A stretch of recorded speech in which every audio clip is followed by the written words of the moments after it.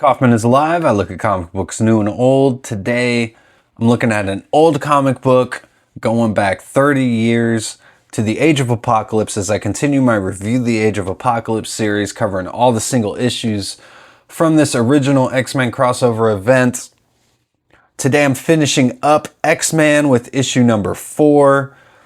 It was probably about 8 or 9 months ago where I reviewed X-Men issue number 1. I actually didn't even know I was starting this Review the Age of Apocalypse series on my channel, but that's what it's turned into. So go check out this review and all my other reviews from the Age of Apocalypse. And I wanted to cover this issue specifically because there's a scene in here that happens that's referenced back in Factor X with Jean Grey and Cyclops.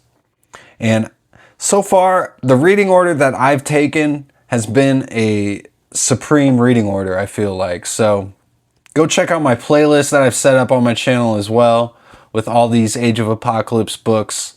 And you can start the playlist from the beginning and watch all the way up till now. And it's a pretty great reading order if you ask me. I have not done issues 4 of Astonishing or Amazing X-Men yet. I'm going to circle back to those after I finish up all the other books. Again, thanks for watching. Please subscribe if you haven't yet. It doesn't cost anything to subscribe. And let's get right down to it here. X-Men issue number 4.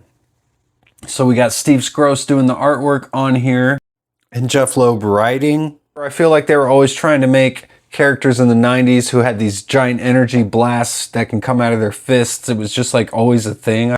But X-Man is a really cool character. He was super popular at the time. So popular, in fact, they extended the series past the Age of Apocalypse, post-apocalyptic, you might say. But I always liked this. I was buying all these books off the rack at the time. I liked X-Man. He was a new character. I think the concept... We've always had the X-Men, but I think having X-Man was kind of a cool thing at the time. I don't know how you feel about it now these days, but let me know. This character was designed by Steve Skroce, who's the artist, and like I've mentioned before, he went on to design Neo from The Matrix, and as we find out in this issue from Sinister, that Sinister created X-Man to defeat Apocalypse. So he literally is like the one. He is very much the savior character of the X universe. So I think he really only works though in the Age of Apocalypse from what I've seen and read. That's just my opinion. Now, this is an awesome cover here. It kind of spoils what happens in this issue too, which, you know, you can like that or not. But one thing I did notice, it's got the all-white background, which I've mentioned before on certain comics. Sometimes it works, sometimes it doesn't. On this one, I'm almost distracted by the white background here. I kind of wish Steve Skroce would have drawn some stuff in the background because he's really good at drawing stuff in the background. But we don't get that here. Maybe they're just trying to put focus on what's happening here on the cover, but still a pretty awesome drawing though nonetheless, that's for sure. And we just saw Sinister show up for the first time as Sinister in this issue in this series, I should say, on the last page. And here he is, he's dead on the cover. Right away, we get Steve Skroce drawing Apocalypse, which we really haven't seen much in this series at all, but we only really get it in these first few pages here. This awesome double splash page here.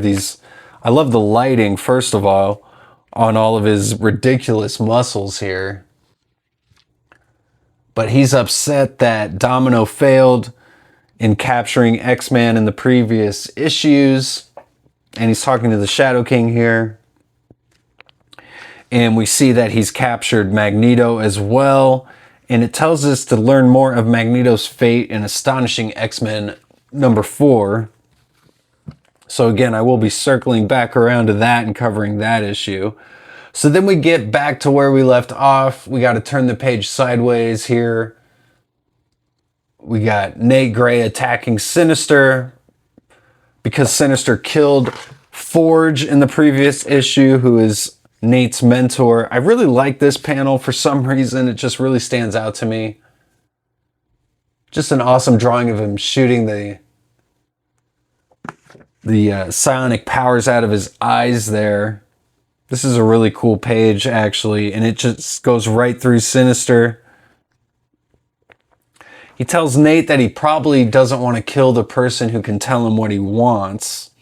And so then we get a whole bunch of pages of Sinister just explaining a whole bunch of stuff we already know, that we've seen in previous issues about the origins of Nate Gray and Cyclops breaking him out of the pens. But now we learn Sinister's kind of motivations about letting all that happen is because him and Apocalypse were working together to try and boost up Homo Superior, the mutants.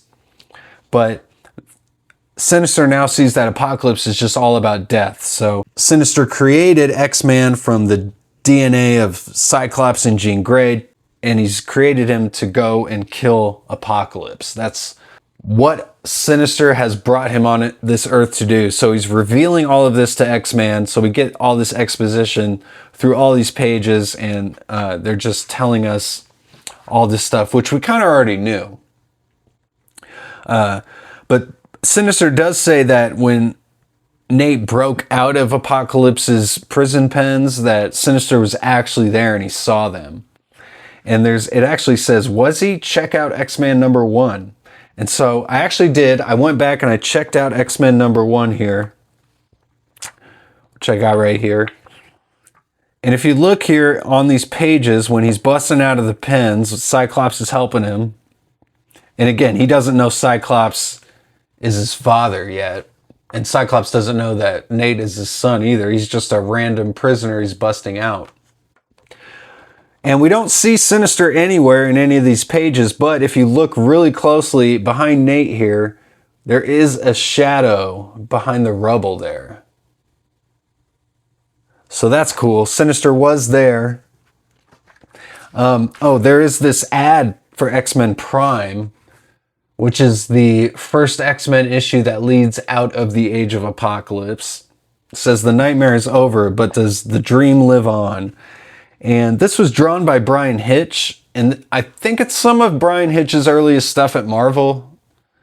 And at the time, it was some pretty cool stuff. I remember picking up that issue. I'm definitely going to be reviewing X-Men Prime once we get through all the Age of Apocalypse stuff.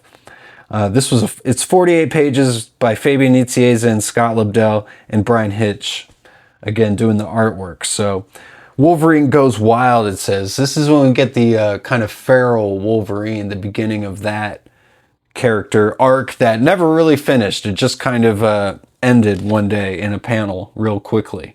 It says Gambit's in a coma. Rogue and Iceman are on the run. That was a pretty memorable time when Rogue and Iceman were together, kind of separate from the X-Men. I definitely remember picking up all those books.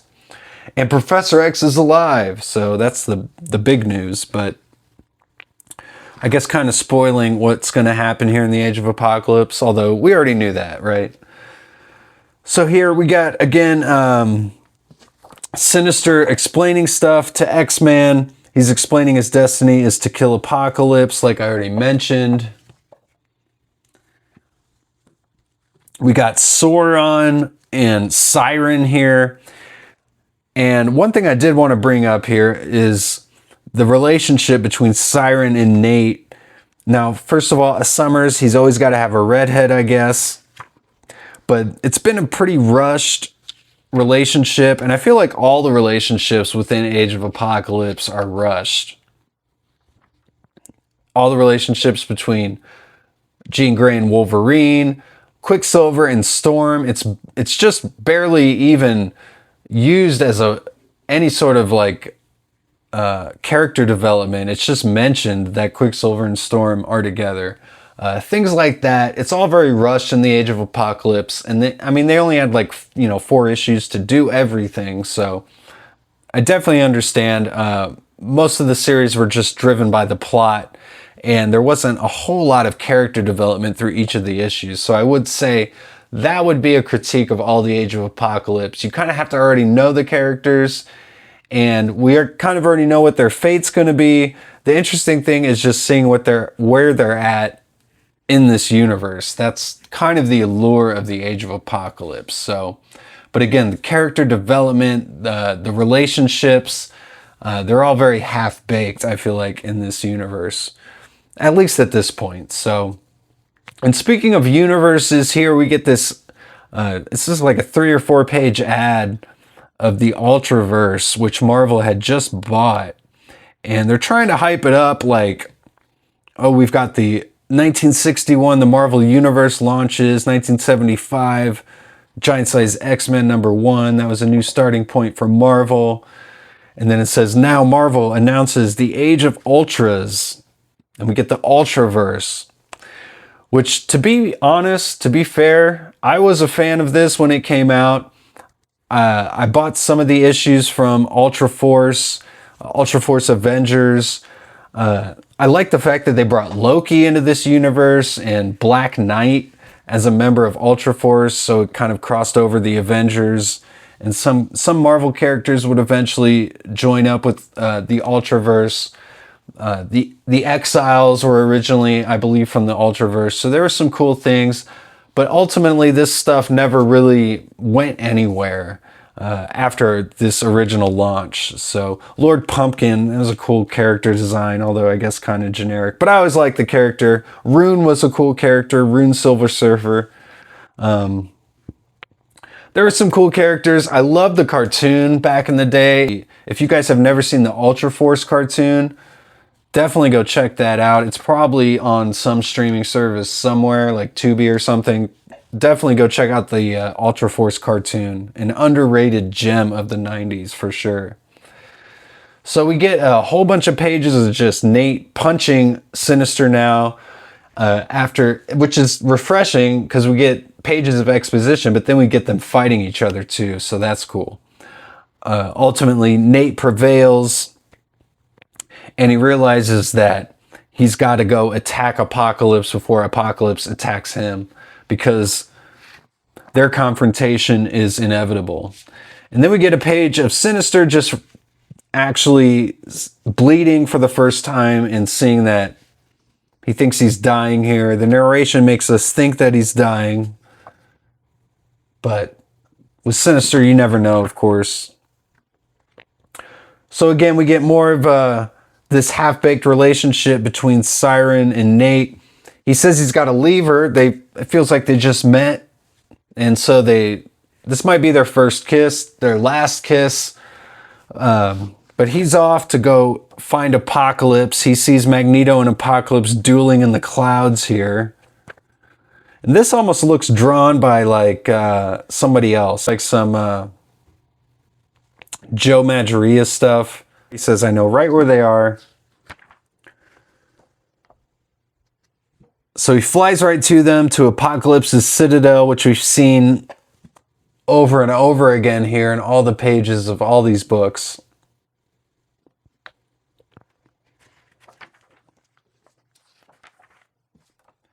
And that's where he's finally confronted by his parents, Jean Grey and Cyclops, and now he knows who they are. He telepathically links up with Jean Grey's mind to see.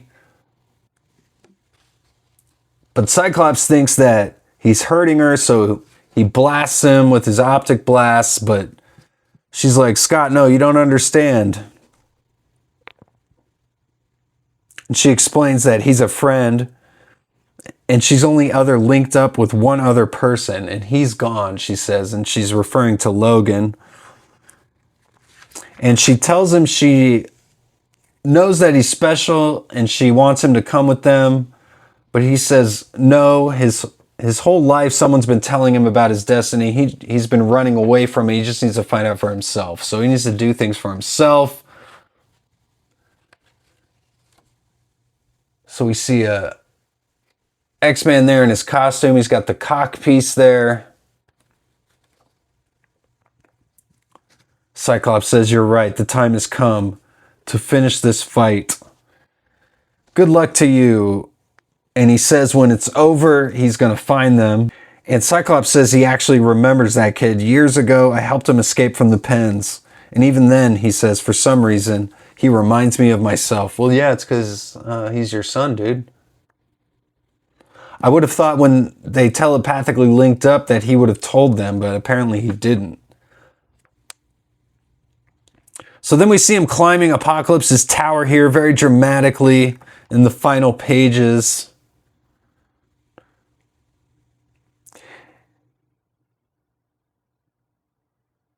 And he says, without ever knowing Charles Xavier, he's willing to die for what he believes in. His name is Nate. So again, super heroic. He's the quintessential superhero here in the Age of Apocalypse, doing what is right, doing what he believes in, even if he has to die for it. So Nate versus Apocalypse in X-Men Omega. It's all leading up to X-Men Omega. I'm definitely going to be covering that, so stay tuned for that. And again, Cable even comes back, and then we also get the X-Men book. So we get Cable and X-Men concurrently, which I think was kind of an interesting thing. On the final page, we get the final reflections. It says it's the beginning of the end for the universe. They start talking about X-Men Omega, which is the final issue of this, obviously. All the previews of the upcoming X-Men books as well. We get the metal cards ad. I had all these. I've still got a whole bunch of them.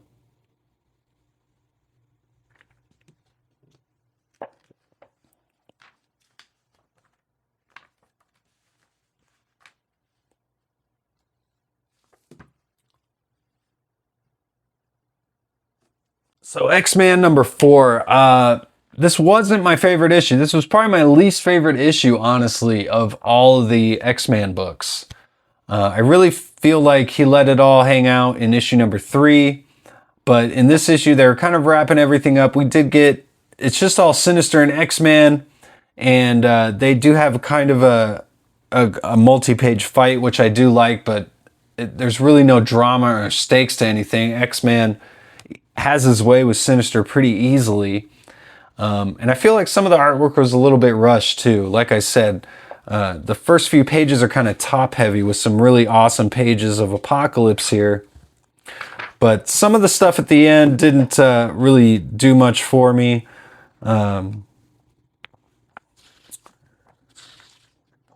Especially like some of these Jean Grey faces here at the end.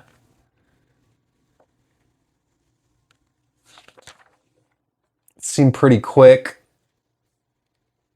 but they're stylistic. I mean, it's still really some pretty great technical stuff here by Steve Skroce. Big fan of his work. So, but just of all the issues, this is probably my least favorite, to be honest. But thanks for watching. Please subscribe if you made it this far and like the video. And go read comics.